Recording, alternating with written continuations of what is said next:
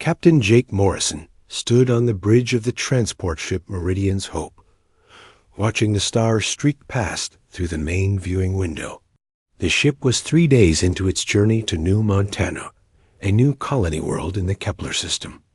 Behind him, 847 human colonists slept in their quarters, dreaming of the new lives they would build among the stars. The bridge was quiet, except for the soft hum of the ship's engines. Lieutenant Commander Lisa Parks sat at the navigation station, checking their course through the Vega corridor. This was one of the safer routes through space, used by many civilian ships traveling to the outer colonies. Jake had made this trip dozens of times before, and it was usually boring and peaceful. At the communication station, Danny Walsh was monitoring the standard channels when his console started beeping. He frowned and adjusted his headset, listening carefully to something only he could hear. After a few moments, he looked up at Captain Morrison with worry in his eyes. "Captain, I'm picking up something strange," Danny said. "It's a distress signal, but it's very weak. The signal is breaking up, and I can barely make out the words." Jake walked over to Danny's station and put on a spare headset. Through the static, he could hear fragments of a desperate message. The voice was human, speaking in the common trade language used by most space travelers. The words came through in pieces, talking about an attack and asking for help. But what made Jake's blood run cold was the sound of children crying in the background. "Where is it coming from?" Jake asked. Danny worked at his controls, trying to trace the signal. "It's hard to tell with all the interference, but I think it's coming from a system about 6 hours away. The computer shows it as Sector 7 Alpha. There's supposed to be a small research station there."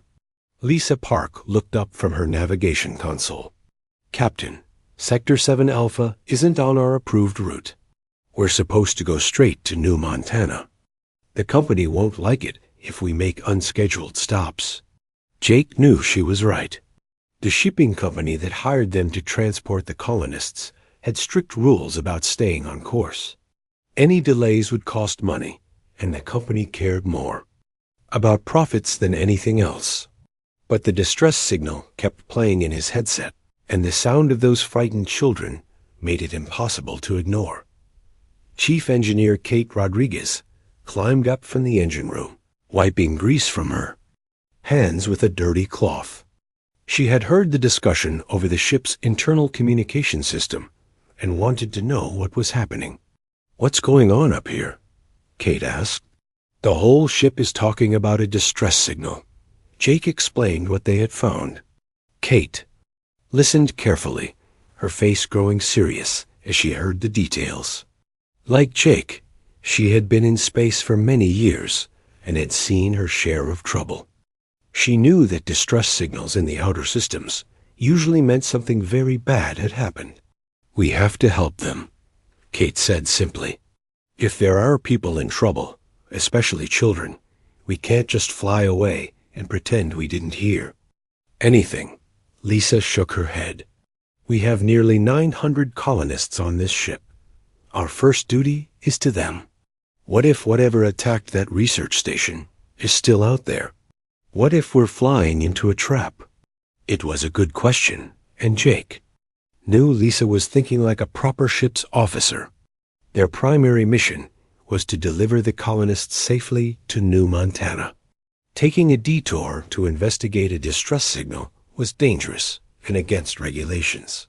But Jake had been raised to believe that people should help each other, especially when children were in danger. The distress signal continued to play, growing weaker as they moved further away from its source. In the background, Jake could hear adult voices pleading for someone to come and help them. He thought about his own children back on Earth, and how he would want someone to help them if they were in trouble. "Danny, can you clean up the signal?" "Any more?" Jake asked. "I want to hear exactly what they're saying." Danny worked at his controls for several minutes, adjusting filters and boosting the signal strength. Slowly, the message became clearer. It was a standard coalition distress call, giving the location of the station and describing an attack by unknown hostile forces. The person sending the message said they had limited time before their communication equipment failed completely. Came the part that made Jake's decision for him. A child's voice, probably no more than 6 or 7 years old, came through the static clearly. The little girl was asking for her mommy and daddy, saying she was scared and wanted to go home. In the background, other children were crying and calling for help. Jake removed the headset and looked around the bridge at his crew. These were good people who had worked with him for years. They trusted his judgment, and he knew they would follow whatever decision he made. But this wasn't just about his crew anymore. This was about whether they were the kind of people who could ignore the cries of frightened children. "Lisa, change course for Sector 7 Alpha," Jake said quietly. "Maximum safe speed." Lisa hesitated for a moment, then nodded and began entering the new coordinates into the navigation computer. "Course change confirmed, Captain. Will arrive in approximately 6 hours. Kate smiled and headed back toward the engine room. "I'll make sure we have full power to the engines," she said, "and I'll check all our systems. If we're going into a dangerous situation, I want this ship ready for anything." Danny continued to monitor the distress signal, but it was getting weaker as the distance between them and its source changed. Within an hour, the signal faded completely, leaving only empty static on the communication channels. As the Meridian's Hope changed course toward Sector 7 Alpha, Jake stared out at the stars and hoped he was making the right choice. He had no way of knowing that this decision would change not just the lives of everyone on his ship, but the entire balance of power in the galaxy. The distress signal they were answering would soon call forth something that the galaxy had not seen in 20 years, the full fury of humanity's war machine. 6 hours later, the Meridian's Hope dropped out of hyperspace at the edge of Sector 7 Alpha. What Captain Jake Morrison saw through the main viewing window made his stomach turn cold with horror. The system that should have contained the peaceful research station was now a graveyard of twisted metal and burning debris. Chunks of what had once been buildings and spacecraft drifted through space like broken toys. Some pieces were still on fire, creating eerie orange lights against the darkness of space. The research station that had sent the distress signal was completely gone, reduced to scattered fragments that told the story of terrible violence. "My God," whispered Lisa Park from her navigation station. "What happened here?" Danny Walsh was frantically scanning all communication frequencies, hoping to find survivors. His equipment picked up only silence where there should have been voices asking for help. The distress signal that had brought them here was gone, replaced by the empty quiet of death, but they were not alone in the system. Jake's blood ran cold as his sensors detected large shapes moving through the debris field.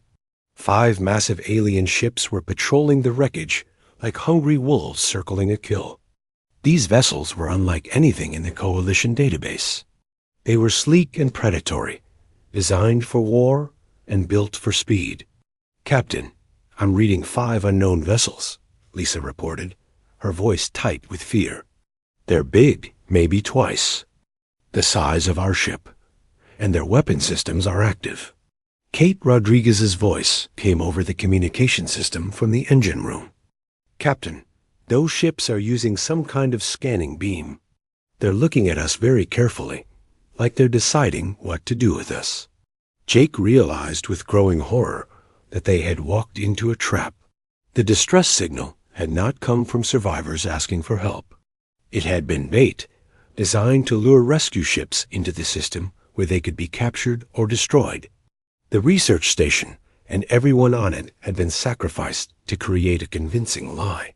"All hands, this is the captain," Jake announced. Over the ship's internal communication system, "We are in immediate danger. Everyone needs to get to emergency stations right now. This is not a drill." Throughout the ship, colonists who had been eating dinner or relaxing in their quarters suddenly, found themselves running for emergency positions. Parents grabbed their children and headed for the reinforced sections of the ship. The crew members who were off duty rushed to their battle stations. Even though the Meridian's Hope was not a warship and had very few weapons, the alien ships began moving toward them with frightening speed. Jake could see now that they were covered in weapons and armor plating. Smaller craft, probably fighters or boarding pods, were launching from the larger vessels and heading straight for the Meridian's Hope. "Lisa, get us out of here right now," Jake ordered. "Jump to hyperspace on any course that takes us away from those ships." Lisa's fingers flew over her controls, trying to activate the hyperspace drive. But after a few seconds, she looked up, with terror in her eyes. "Captain, I can't engage the hyperspace drive. Something is blocking it. We're trapped here." Kate's voice came from the engine room again, now filled with panic. "Captain, they're using some kind of field generator, too. Stop us from jumping to hyperspace. I've never seen technology like this before. We can't run." The alien ships were getting closer now, and Jake could see details of their construction.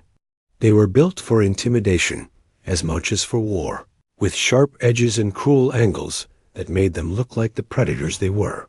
Strange symbols were painted on their hulls, probably marking them as belonging to some unknown alien species. Danny was still working at his communication station, trying to send a message to anyone who might be listening. "Captain, I'm sending out a general distress call, but I don't think anyone is close enough to help us. We're too far from the main shipping routes." The first wave of alien boarding pods attached to the hull of the Meridian's Hope with metallic, clanging sounds that echoed through the ship. Jake could hear the aliens beginning to cut through the outer hull with some kind of energy weapon. They would be inside the ship within minutes. Jake made a decision that would change everything. He walked over to a locked panel on the bridge and entered his personal command codes. Inside was a communication device that he had hoped never to use. It was connected to a frequency that had not been active for 20 years, not since humanity's war with the Korthax Empire. "What are you doing, Captain?" Lisa asked. "Something I should have done the moment we saw those ships," Jake replied. He activated the device and began speaking into it, using words he had learned during his military service decades ago. "This is Captain Jake Morrison of the civilian transport Meridian's Hope. We are under attack by unknown hostile forces in Sector 7 Alpha. We have 847 civilians on board, including women and children. We are being boarded by hostile aliens who have already destroyed a research station and killed everyone there. This is not a request for rescue. This is a call for justice." He paused, knowing that what he said next would either save his people or doom them all. "We are human beings, and we are under attack. Earth Defense Corps, if you can hear this, we need you now. Authorization code Morrison 77 Alpha. We are your people, and we are dying." Jake released the communication button and looked around the bridge at his crew. The sound of the aliens cutting through the hull was getting louder. Soon they would break through, and Jake had no idea what they would do to the colonists. But somewhere in space, his message was traveling at the speed of light toward Earth. And on Earth, people who had not forgotten how to fight were beginning to listen. The distress call that had lured the Meridian's Hope into a trap had now become something far more dangerous. It had become a call to war.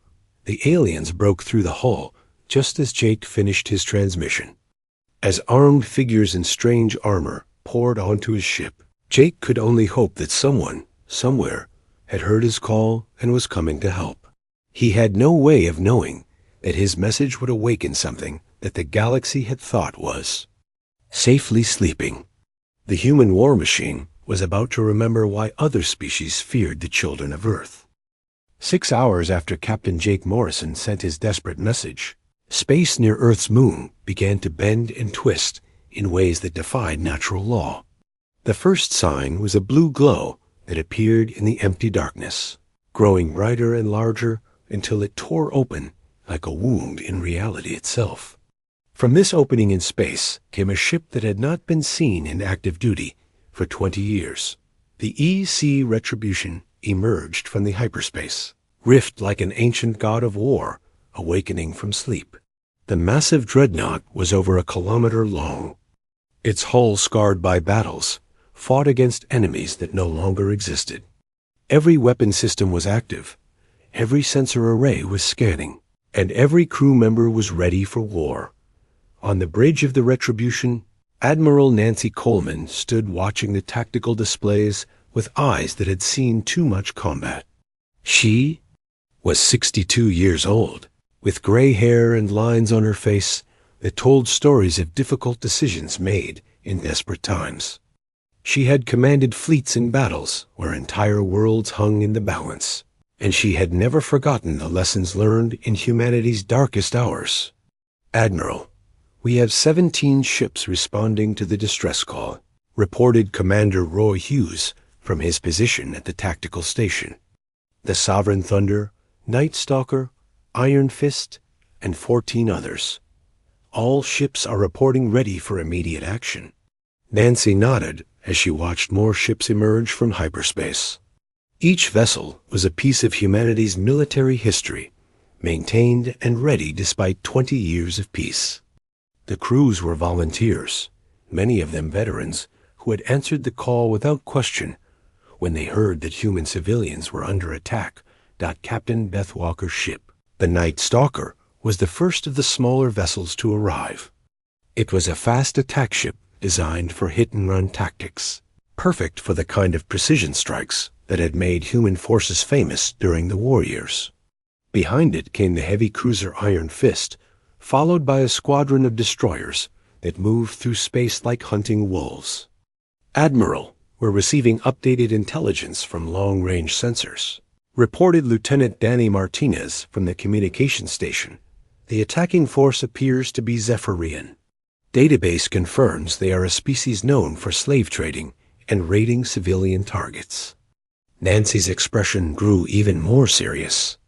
She had heard of the Zephyrians during intelligence briefings, but they had never been considered a direct threat to human space. They were predators who attacked weak targets, avoiding any conflict with species that could fight back effectively. The fact that they had targeted a human civilian transport meant they had made a serious mistake in judgment. "What do we know about their capabilities?" Nancy asked. "They rely on superior technology and surprise attacks," Martinez replied. "Their ships are fast and well-armed, but they have never faced coordinated military resistance. Most species they attack are peaceful traders or weak colonial governments." Nancy walked to the center of the bridge and activated the fleet communication system. Her voice was calm and professional, but every word carried the weight of absolute authority. "All ships, this is Admiral Coleman. We are proceeding to Sector 7 Alpha to rescue human civilians under attack by hostile forces. Rules of engagement are as follows: protect human lives at all costs, accept surrender if offered, but show no mercy to anyone who harms innocents." The response from the fleet was immediate and unified. 17 ships acknowledged the orders and began forming into battle formation. The heavier vessels took positions in the center, while the faster ships spread out to provide coverage and support. It was a formation that had been perfected during years of war, and every captain knew their role without needing detailed instructions. As the fleet prepared to jump to hyperspace, Nancy reviewed the intelligence reports on their enemy. The Zephyrians had been operating in the outer regions of the galaxy for decades, raiding settlements and capturing slaves to sell in illegal markets. They had developed sophisticated tactics for trapping rescue ships, using fake distress signals to lure victims into carefully planned ambushes. But the Zephyrians had never encountered humanity before. They had no idea that they were about to face a species that had evolved on one of the most dangerous planets in the known galaxy, a world where every form of life was either predator or prey. They had no understanding of what it meant to threaten the children of Earth. "Fleet status report," Nancy ordered. "All ships report ready for hyperspace jump," Hughes replied. "Weapons systems are charged, shields are at maximum, and all crew members are at battle stations." Nancy looked at the tactical display one more time, studying the formation of her fleet. These were not the largest or newest ships in human space, but they were crewed by people who remembered what it meant to fight for survival. Many of the officers and crew members had served during the Korthax War, when humanity had stood alone against an empire that wanted to crush them. "All ships prepare for hyperspace jump on my mark," Nancy announced. "We are going to remind the galaxy why humanity earned its reputation as the most dangerous species in known space." The fleet jumped to hyperspace in perfect formation, leaving behind only the fading glow of their departure. Across human space, the word was spreading that the defense corps had been activated. Ships that had been mothballed for decades were being brought back to active service. Crews who had retired to peaceful lives were volunteering to return to duty. The Zephyrians had made the mistake of attacking human civilians, of threatening children and families who had done nothing wrong. They had awakened something that the galaxy had hoped would remain sleeping forever. The human war machine was beginning to turn, and once it reached full speed, nothing would be able to stop it. In 6 hours, the Zephyrians would learn why every species in the galaxy had learned to fear the name of Earth. They would discover what it meant to face an enemy that fought not just for territory or resources, but for the protection of the innocent and the punishment of the guilty. The human fleet dropped out of hyperspace in Sector 7 Alpha like lightning from a clear sky. 17 warships appeared at once, their weapons already charged and their sensors locked onto the 5 Zephyrian vessels that were still torturing their human captives. Admiral Nancy Coleman had timed the arrival perfectly, catching the aliens completely unprepared for what was about to happen.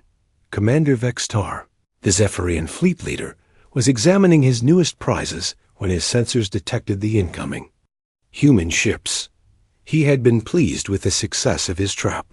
The human transport ship had yielded nearly 900 captives, including many young ones that would bring high prices in the slave markets. His crew was already sorting the humans into groups based on their potential value. "Fleet Commander, we are detecting multiple ships emerging from hyperspace," reported his tactical officer with growing alarm. 17 vessels, all of military design. They are not responding to our communication attempts. Vextar looked at the sensor readings with confusion rather than fear. In all his years of raiding, no species had ever sent such a large force to rescue captured civilians. Most governments were willing to sacrifice a few hundred citizens rather than risk a military confrontation. These humans were either very stupid or very confident. "Prepare for battle," Vextar ordered.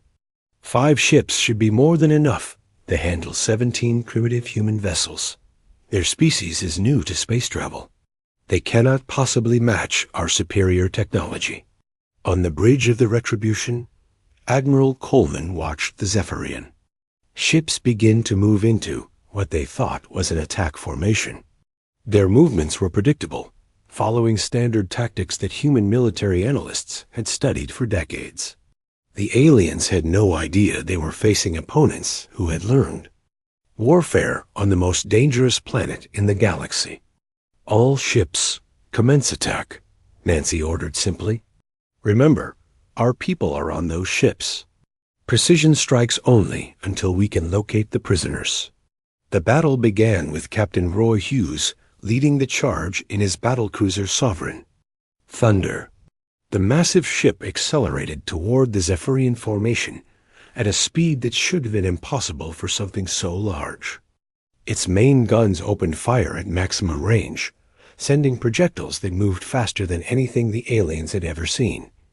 The first Zephyrian ship to die was their heavy cruiser. Hughes had targeted its weapon systems with surgical precision, disabling its ability to fight back before destroying its engines. The alien vessel spun helplessly as secondary explosions tore through its hull. The Zephyrian crew had barely enough time to realize they were under attack before their ship became a floating wreck. Commander Beth Walker's Night Stalker led a squadron of destroyers in a flanking maneuver that the Zephyrians never saw coming. Her ships moved through space like hunting predators, using the debris field from the destroyed research station as cover. When they emerged behind the alien formation, their weapons were already firing. The second Zephyrian ship died in a matter of seconds. The human destroyers concentrated their fire on its power systems, causing a cascade failure that left the vessel dark and powerless. Walker's ships then moved on to their next target without slowing down, their crews working with the efficiency that came from years of training and combat experience. Fleet Commander, we are losing ships faster than our sensors can track, the Zephyrian tactical officer reported in growing panic. The human weapons are more powerful than anything in our database. Their ships are faster and more maneuverable than should be possible. Vexstar watched his carefully planned ambush turn into a disaster. The humans were fighting with a level of coordination and skill that he had never encountered before. Their ships moved like they were controlled by a single mind, each vessel supporting the others in a dance of destruction that was both beautiful and terrifying. But the worst realization came when Vexstar tried to use his human prisoners as shields. He ordered his remaining ships to move the captives to visible locations, where the human fleet could see them through the viewing ports. It was a tactic that had worked many times before, forcing rescue ships to hold back their attacks to avoid harming their own people. The human response was not what he expected. Instead of stopping their attack, the human ships began launching small craft. These were not escape pods or shuttles, but military assault vehicles carrying soldiers and powered armor. The humans were going to board the Zephyrian ships and take their people back by force. Lieutenant Colonel Frank Davis led the first wave of Marines onto the Zephyrian command ship. His team moved through the alien vessel like a force of nature, their armor protecting them from enemy weapons, while their own guns cut through Zephyrian defenses like paper. Davis had seen combat during the Korthax War, but what he found on the alien ship made him angrier than he had ever been. The Zephyrians had been experimenting on human prisoners, treating families like laboratory animals. Children had been separated from their parents and subjected to painful tests. Adult humans had been branded like cattle and prepared for sale in slave markets. The aliens showed the same casual cruelty they had inflicted on dozens of other species across the galaxy. Happened next became legend among human military forces. Davis and his Marines stopped taking prisoners. They moved through the ship with deadly efficiency, showing no mercy to aliens who had shown none to human families. The Zephyrians discovered that humans in combat were nothing like the peaceful traders and colonists they had expected to capture. Within 2 hours, the battle was over. All 5 Zephyrian ships had been captured or destroyed. The aliens who survived were locked in their own prison cells, waiting to face human justice. The rescued colonists were being treated by human medical teams, but the damage that had been done to them could not be easily healed. Admiral Coleman stood on the bridge of the Retribution, looking at the tactical display that showed the complete destruction of the Zephyrian force. But she felt no satisfaction in the victory. The images of what the aliens had done to human families were already spreading through the fleet's communication networks, and she could see the anger building in every human face around her. Admiral, we're receiving messages from Earth, reported the communications officer. Fleet Command wants to know if we need additional ships. Nancy looked at the wreckage floating around them and thought about the children who had been tortured for alien entertainment. Tell them yes, she said quietly. Tell them we need everything they can send. This war is just beginning. 3 weeks after the battle in Sector 7 Alpha, The images of what the Zephyrians had done to human families reached every corner of Earth's communication networks. The videos showed children who had been separated from their parents and treated like animals. They showed families who had been branded with alien symbols and prepared for sale in slave markets across the galaxy. They showed the casual cruelty of a species that had never learned to fear the consequences of their actions. The response from humanity was immediate and terrifying. Within hours of the first broadcasts, recruitment offices across Earth were flooded with volunteers. Ships that had been in storage for 20 years were pulled from mothballs and prepared for war. Factories that had been making peaceful goods began producing weapons and armor. The human war machine, which had been sleeping since the end of the Korthax conflict, awakened with a hunger for justice. Admiral Nancy Coleman stood in the command center of Earth's main military base, watching reports stream in from across human space. The rescue of the Meridian's Hope survivors had been just the beginning.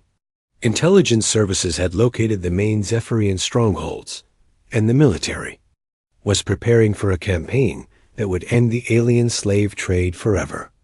Admiral, we now have over 200 ships ready for deployment, reported General Mike Thompson, the head of Earth's military forces. More are being brought online every day. The people want blood for what was done to those families. Nancy nodded as she studied the tactical displays showing Zephyrian territory. The aliens controlled 12 star systems, each one centered around massive slave markets, where captured beings from dozens of species were bought and sold like merchandise. For generations, they had preyed on the weak and defenseless, building their civilization on the suffering of others.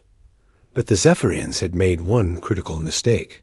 They had attacked the children of Earth, a species that had evolved from predators, and learned warfare in the crucible of the most dangerous planet in known space. They had awakened something that the galaxy thought had been safely contained. Captain Jake Morrison, still recovering from his injuries aboard a medical ship, watched the news broadcasts with mixed feelings. He was glad that help had come for his people, but he was horrified by what his distress call had unleashed. A gentle transport captain had become the spark that ignited a war that would reshape the galaxy. "Captain, you did the right thing," said Dr. Helen Carter, the ship's medical officer who was treating his wounds. "Those aliens needed to be stopped. How many other species have suffered the same fate as your colonists?" Jake knew she was right, but the weight of responsibility was heavy on his shoulders. His decision to investigate that distress signal had saved the lives of 623 colonists, but it had also started something that might never end. The human military was not just planning to rescue prisoners. They were planning to destroy the Zephyrian Empire completely. The first phase of the human campaign began with simultaneous attacks on 3 Zephyrian outposts. Admiral Coleman led the main fleet against the aliens' primary stronghold, while smaller task forces hit secondary targets. The battles were not contests between equals. They were demonstrations of what happened when predators from Earth decided that something needed to be eliminated. The Zephyrian defenders had never faced anything like human military doctrine. Their ships were destroyed before they could respond. Their ground forces were overwhelmed by Marines who fought with the efficiency of machines and the fury of protective parents. Within 6 hours, 3 star systems that had been centers of the slave trade for centuries were under human control. But the humans were not interested in conquest. They were interested in justice. Every slave market was destroyed. Every prison camp was liberated. Every Zephyrian involved in the trade was captured or killed. The aliens who had built their society on the suffering of others discovered what it meant to face the judgment of a species that valued the protection of innocence above all else. As word of the human victories spread across the galaxy, something unprecedented began to happen. Other species that had suffered under Zephyrian raids began to come forward. The Altarians sent a delegation asking for human help in rescuing their people from alien slave camps. The Kepler colonies requested military assistance in defending against raiders. Dozens of worlds that had lived in fear for generations suddenly saw hope in the form of human warships. But the humans also sent a message to every species in the galaxy, broadcast on all communication frequencies in every known language.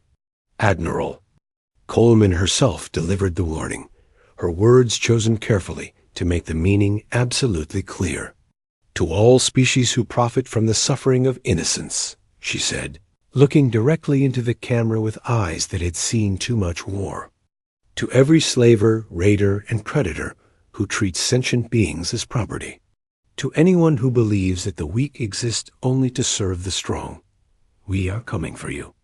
The message included footage of the destroyed Zephyrian fleets and the liberated slave camps. It showed human Marines freeing prisoners of dozens of different species, treating them with the same care they would show their own families. But it also showed what happened to the aliens who had profited from their suffering. We are humanity. Coleman continued. We come from a world that taught us to be either predator or prey. We chose to be predators, but we hunt only those who deserve to be hunted. Surrender your slaves, close your markets, and change your ways, or face the same fate as the Zephyrians. The broadcast ended with coordinates for Sector 7 Alpha, where the wreckage of the alien fleet still drifted as a monument to human fury. Below the coordinates were 3 words in every major galactic language. We are coming. Across the galaxy, slavers and raiders of every species received the message and began to understand what they were facing. The gentle humans who had seemed like easy prey were actually the most dangerous predators in known space. And now those predators were hunting with purpose, driven not by greed or conquest, but by a moral code that made them unstoppable. The distress signal that had started as a cry for help became something far more significant. It had awakened the children of Earth and reminded them why they had earned their reputation as the galaxy's apex predators. The hunt had begun, and it would not end until every slave was free and every predator was judged.